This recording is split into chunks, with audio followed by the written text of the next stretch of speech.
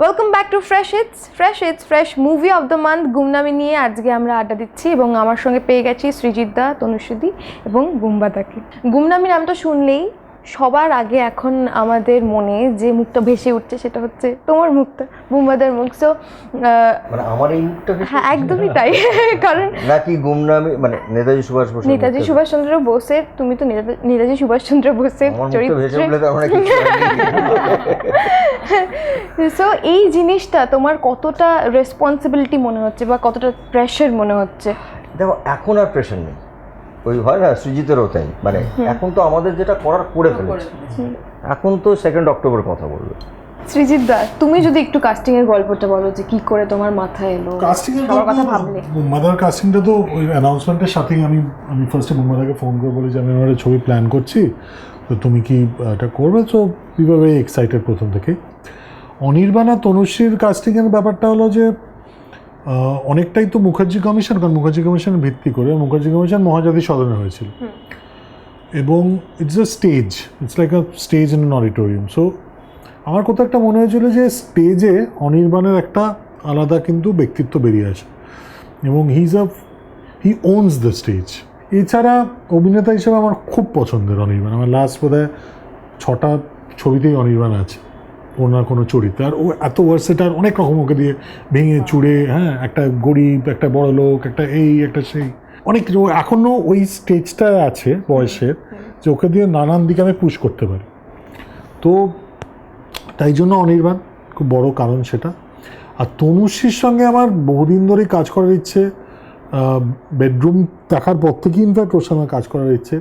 তো মাঝখানে একটা লাল পিরিয়ডের পরে she came back with a brilliant performance in Durga সহায়, সেটা দেখার পর মানে she was the best thing about the film. And তারপরে তনুশ্রীর সঙ্গেও কাজ করার খুব ইচ্ছে। এক যে ছিল রাজা হয়েও নানান কারণে হয়ে ওঠেনি। ইভেনচুয়ালি যখন হয়ে উঠলো না এবং লোকে ভাবলো যে আমার আর তনুশ্রীর কোনোদিন আর কাজ হবে না, মানে এতটাই ঝগড়া এবং এতটাই তিক্ত সম্পর্ক হয়ে গেছে, তখন আমরা ঠিক করলাম যে ঠিক আছে, let's then we'll come with a bang. So this is the big bang theory behind my casting of Tanushri.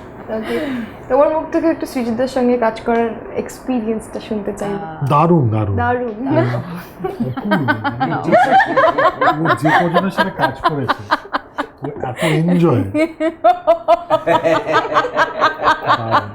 আমি জানি এটা শুনে অরিন্দমবার খারাপ লাগবে, আমি জানি এটা শুনে মহিনাকে খারাপ লাগবে, তাই জন্য মুখ ফুটে বলতে পারছি না।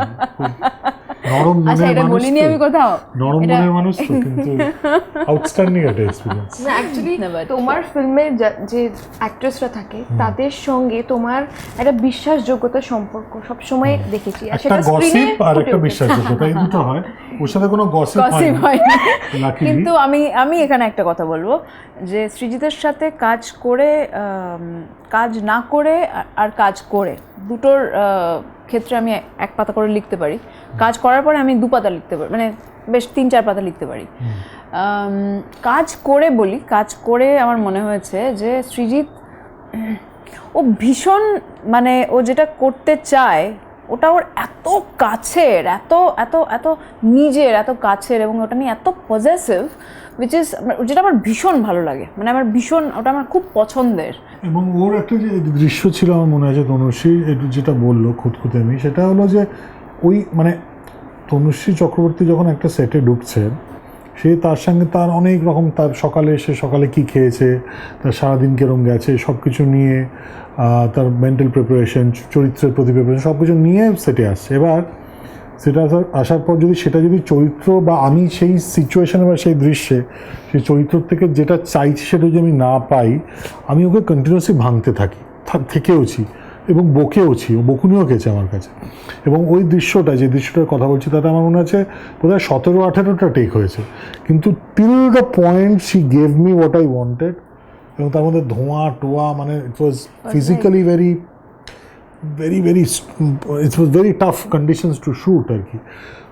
কিন্তু ফর বোথ, মানে আমি বকছি কাস্তে কাস্তে, ও বকুনি শুনছেও কাস্তে কাস্তে, মানে পুরো ব্যাপারটাই আর কি খুব ফিজিক্যালি মানে স্ট্রেসফুল হলে ওটা মানে ফাইনালি যখন বড় পর্দা